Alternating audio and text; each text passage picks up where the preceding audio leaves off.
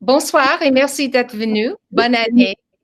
And welcome to the high school update session for high school parents. This session will be recorded, so people who weren't able to attend will be able to go back and have a look. I'd ask that you put your microphones on mute. It just improves the sound quality and any echoing. So I am going to speak for a little bit, and then we will have our senior school director, Ms. Patricia Briand, will follow me, and then we would ask that you put any questions that you may have after that in the chat, and we would be happy to answer them.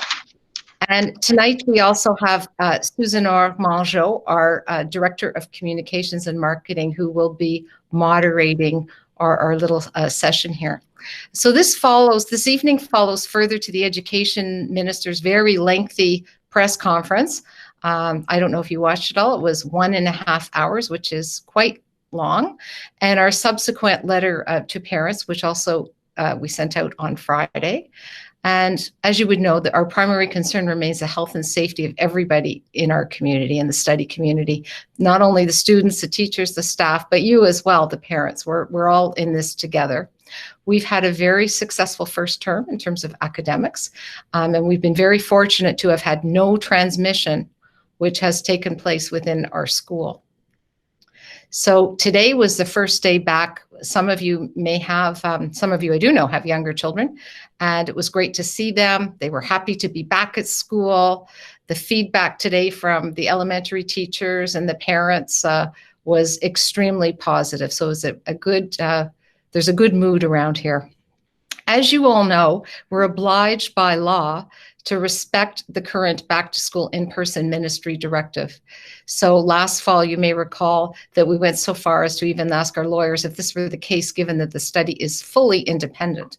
And we were told with no exception, yes, we are obligated to do so and to respect the ministry directives as all schools in Quebec. So we don't have any room there. And we also as a school believe that in-person learning at school represents the best opportunity for your daughter's learning and her overall mental wellness.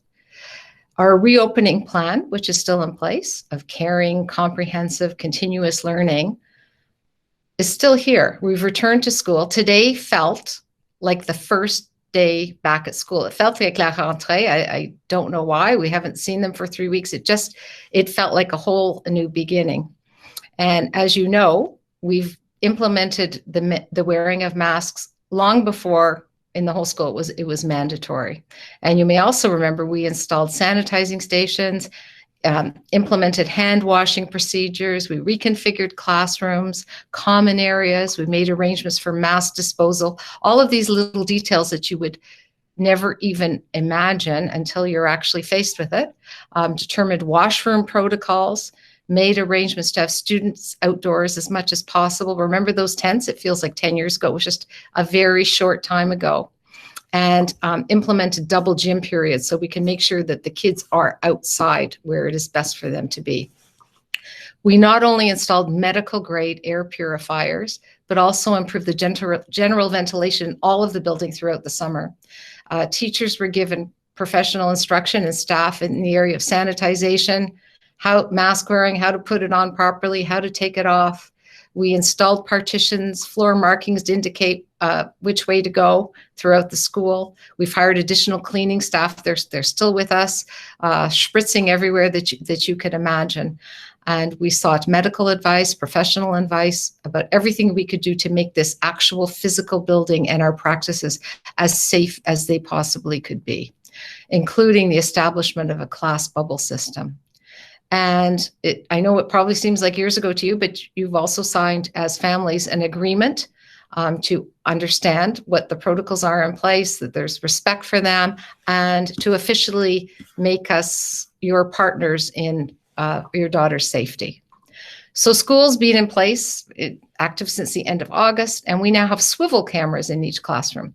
Supports the girls out of school. They may be out of school for COVID testing or a precautionary measure to deal with COVID positive cases.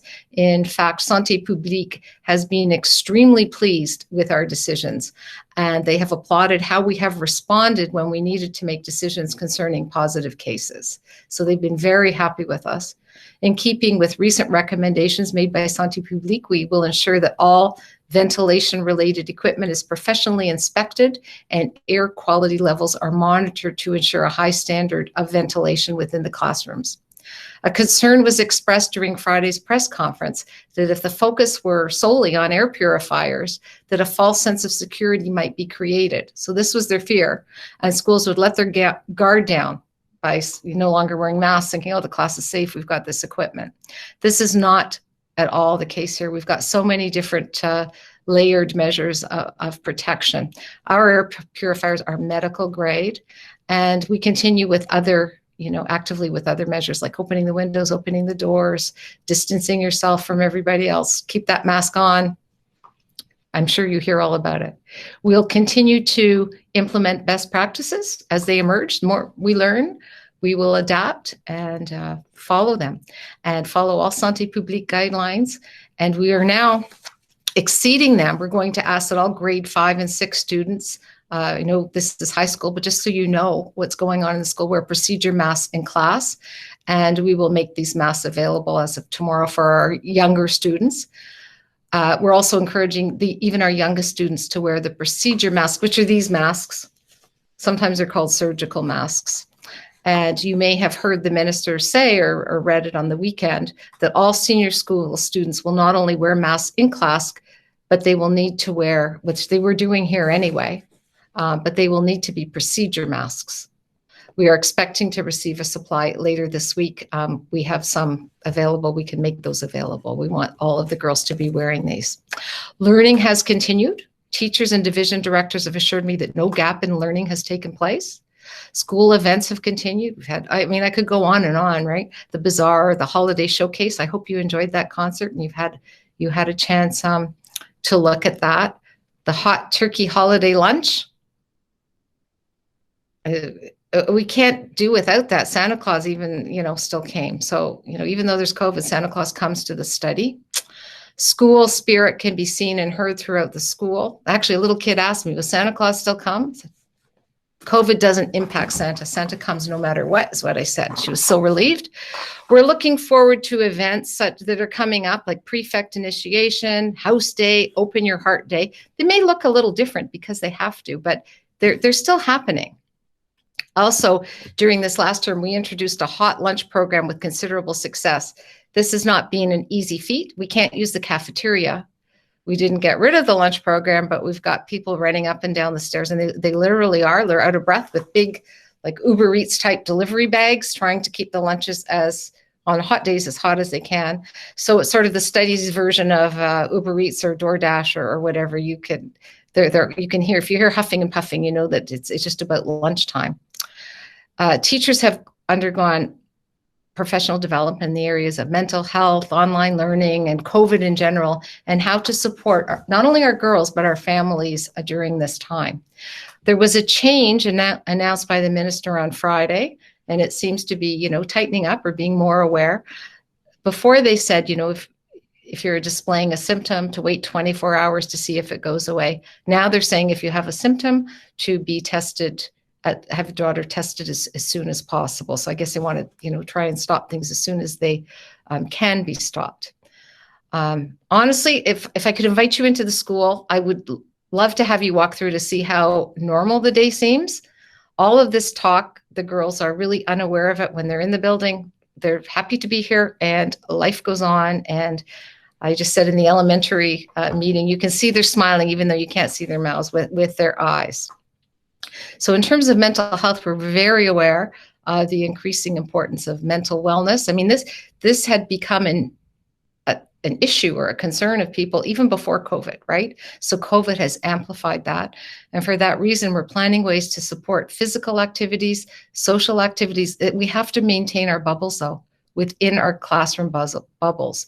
So you may have already received letters about outdoor skating, tobogganing, sliding, opening. Well, you haven't heard about this yet, but we're investigating possibility of opening the gym or the school during the March break to special events. So in your bubble, you could have a movie in the performance hall, and then you might be able to go, the next day up to the gym to have a basketball clinic or a badminton clinic, but you have to stay within your bubbles. Just something to give them a break and a bit of a change, because what they normally did during March break, it'll be harder for them to do that this year. So we want to make it as fun for them as they can and as active.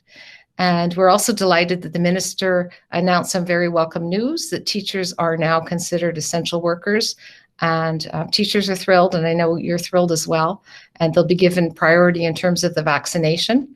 I don't know any details of the rollout, whether, how that will happen, but the important part is that they've been moved up. I'm sure that, or it's probably likely that they don't know yet exactly how that's actually going to happen, but teachers will be getting it. And I'd just like to take this opportunity to thank you. I see lots of you every day, but some of you I don't have the luck to see that often. And by working together, it's just so much easier.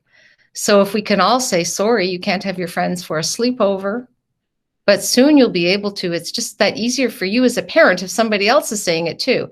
After a while, they're going to get tired of asking if we all have the same message. So if we're all saying no, kids accept whatever it is. Like, you've got to wear this mask. Oh, okay. No, I don't want to wear the mask. Oh, okay. And then it's never a question after a while. So if we all continue to have the same message, it will be better for everybody and easier for everyone.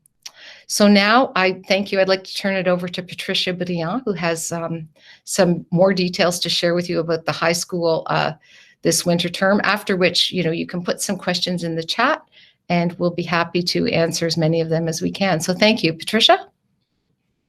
Thank you, Kim. So welcome, everyone. Happy New Year. I hope everybody had a safe and enjoyable break. And I just want to reiterate, first of all, what Kim just said, to thank everyone for everything that you've done in the first half of the year.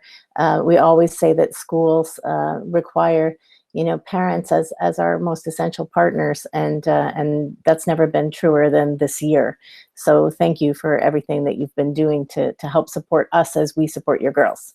So as you know, our girls will be heading back on the 18th of January, and our minister announced that grades 9, 10, and 11 would continue with alternating days. For the time being. Your daughter will receive that schedule of alternating days from her homeroom teacher by the end of this week, so she'll know when she is in and when she is out of the building.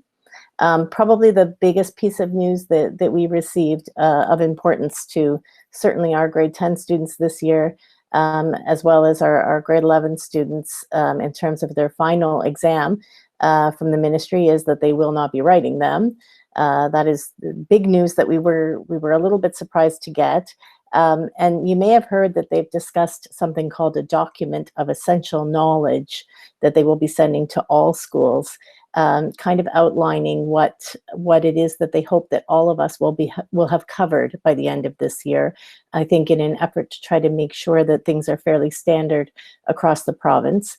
And as always, we plan to go above and beyond something that's essential, but please rest assured that we understand that there are limitations on the part of our students and our faculty this year, given the fact that there's a little more stress involved than what we've seen before, and that particularly for those girls who are alternating and not always physically in the building,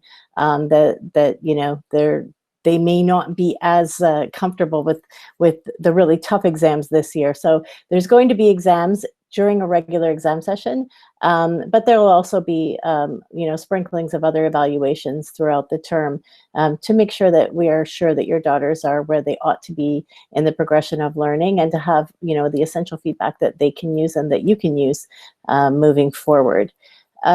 Terms 1 and 2 will also not be weighted equally, and so I had sent out a note to parents prior to this announcement, whereby we said that term 1 was 50%, as was term 2. And now that has changed, although we don't know what the percentage will be that is attached to term 2, except for that it will be weighted more heavily. For those of you with girls in grade 11, it's neither here nor there. Term 1 is all that matters for them this year. And for everyone else, we're waiting to find out what that will mean in terms of where those things fall. All of these things are obviously being put in place to try to make sure that they're giving students the best opportunity to fare well this year. Everything that's being done is to try to alleviate some of the stress and some of the concerns students have, and we're very much in favor of all of these changes. So report cards, as the minister said, could be delayed by 2 weeks in order to round up a bit more feedback and a bit more information that could be helpful for parents. And so we are taking advantage of that. And so I will send all of this out in an email to people, so you don't need to write it all down. But just for our purposes, grade 11, and I see there's lots of grade 11 parents here tonight. Grade 11, our report cards will remain status quo. So your daughters will receive their report cards on January 22nd as planned.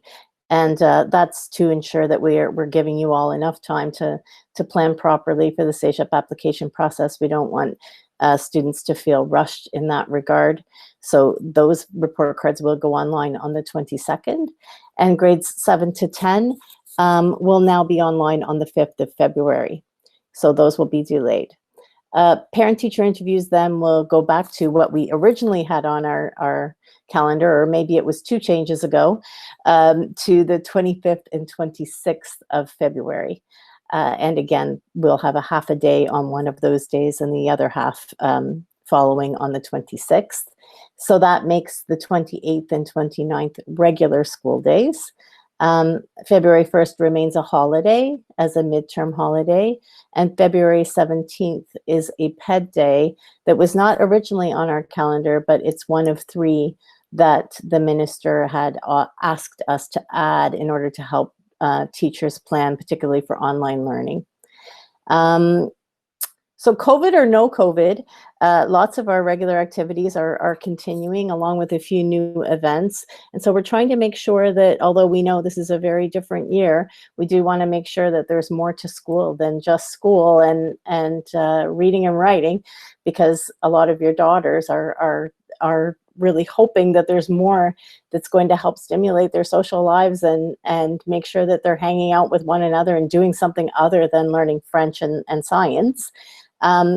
So for parents of students in grades 9 and 10, we will have our course info breakfast on the 25th of January, and you'll be receiving a link and an invitation to that for school for next year. So both parents and children are invited to that. For parents of grade 11, Ms. Pinsler and I will be holding a meeting to kind of solidify a little bit more about what's happening with the post-secondary process for CEGEP next year. Not too much has changed, but we want to make sure that everybody is clear on some of the dates and the last information that we have received. Last year we were not able to hold our Trillium Scholarship essay writing for grade 9 students. And so we are going to rectify that situation, and we are going to, in the next month or so, the date it should be coming in the next couple of days, we will have this year's grade 10 students who were in grade 9 last year. They will write the Trillium Scholarship essay, and we will award that a year late. But nonetheless, we will celebrate whoever it is that is lucky enough to win that award. Of course, we're going to continue to do the Trillium Scholarship again this year for the current grade 9s. And other activities coming up, Spirit Week happens in February. We're working on a way to try to replace our ski day with a kind of a winter fun day, trying to figure out how that might look at the park, trying to respect our bubbles and still do something that's going to get kids outside and enjoy the winter.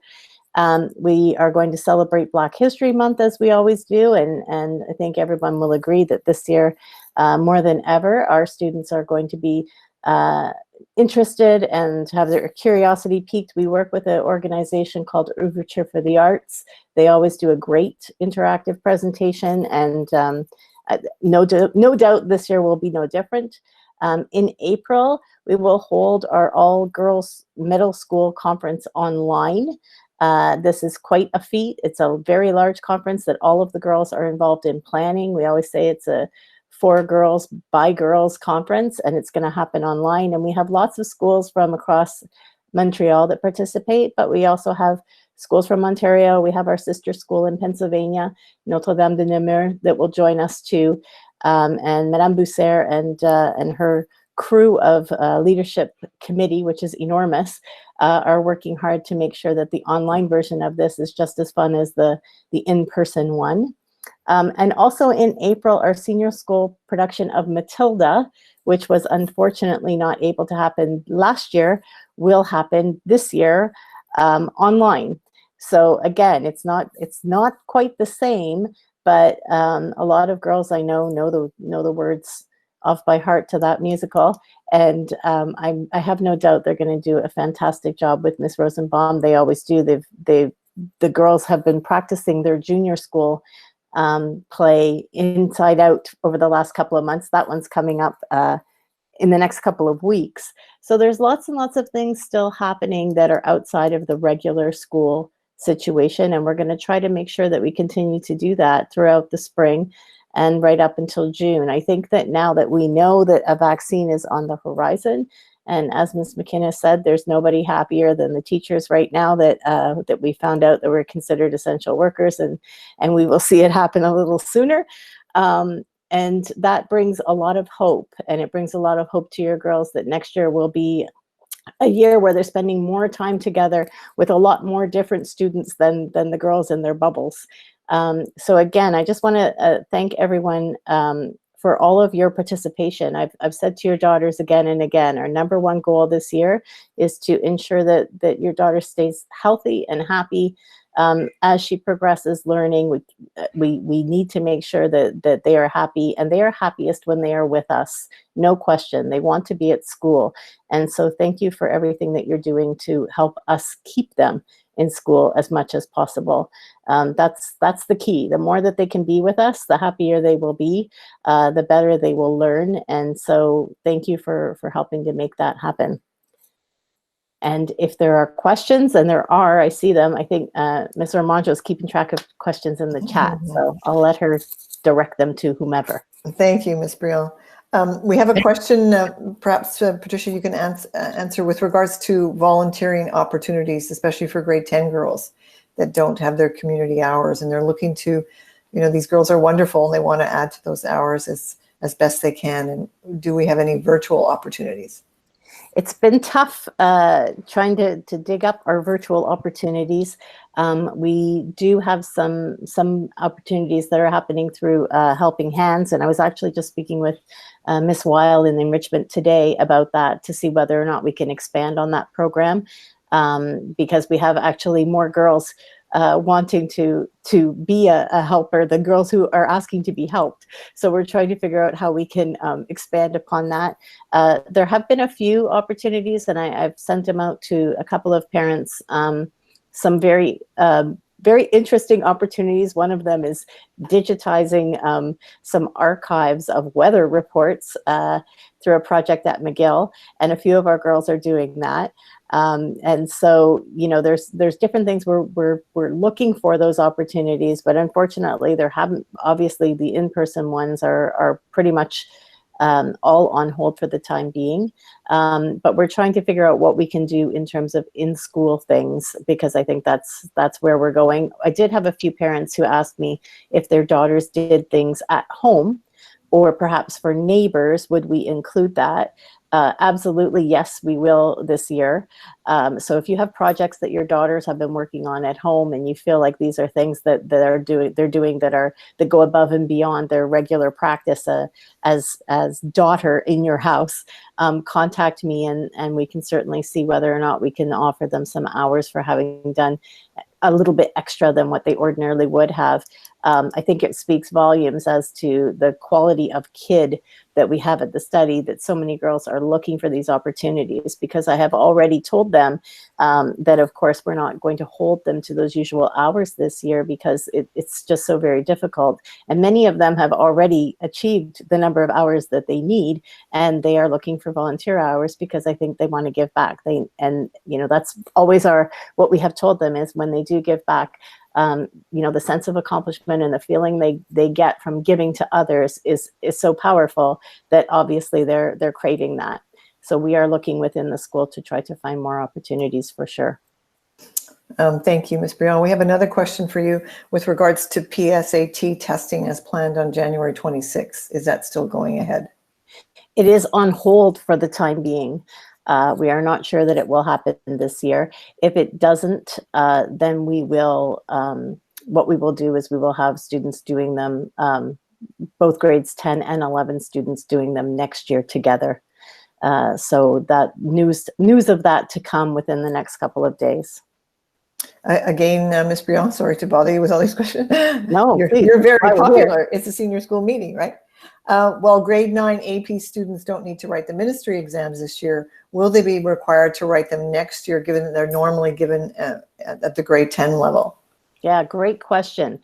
We do not yet know from the ministry what they will expect for students. So if we imagine that they are being treated as grade 10 students, as the regular grade 10 students are, what we are supposing is that their mark will be made up as whatever it is by the end of the year between term 1 and term 2, and that they will not be required to write the exam.